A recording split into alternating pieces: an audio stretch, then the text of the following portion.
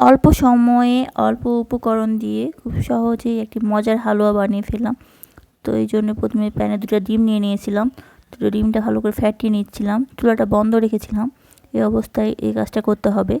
তো তারপরে আমি কিছু পাউডার দুধ দিয়ে দিলাম। তো পাউডার দুধটা ভালো করে মিক্সড করে নিয়েছিলাম, আর হচ্ছে হাফ কাপ মতো চিনি দিয়ে দিয়েছিলাম। তো 2টা ডিমে এই উপকরণ ঠিক আছিল। তারপরে কিছু ঘি দিয়ে দিয়েছিলাম, আর একটু টেবিল চামচ হচ্ছে তেল দিয়ে দিয়েছিলাম, আর একটু এলাচ গুঁড়া দিয়ে দিয়েছি। তো এইসব উপকরণ দিয়ে ভালো করে আমি মিক্সড করে নিচ্ছিলাম। তো অনেকে চাইলে ভালো কালার আসার জন্যে ফুড কালার দিতে পারে, কিন্তু আমি হচ্ছে দিইনি, যেহেতু আমার বাচ্চারা খাবে এই জন্যে। তো এটা বাচ্চাদের জন্য অনেক হেলদি এটা খাবার হয়, হালুয়া, ডিমের হালুয়া। তো ভালো করে আমি মিক্সড করে নিলাম। তো মিক্সড করে চুলা জ্বালিয়ে দিয়েছিলাম। তো জ্বালিয়ে দিয়ে একটু জাল দিয়ে নিতে হবে, যখন আর নাড়তে থাকতে হবে, নাহলে মিশ্রণটা গোটা পেকে যেতে পারে এই জন্যে। তো নাড়তে নাড়তে একসময় এরকম ঝুরঝুরি হয়ে যাবে, তখন হচ্ছে প্লেটে তুলে সার্ভ করলেই হয়ে গেল মজার হালুয়া।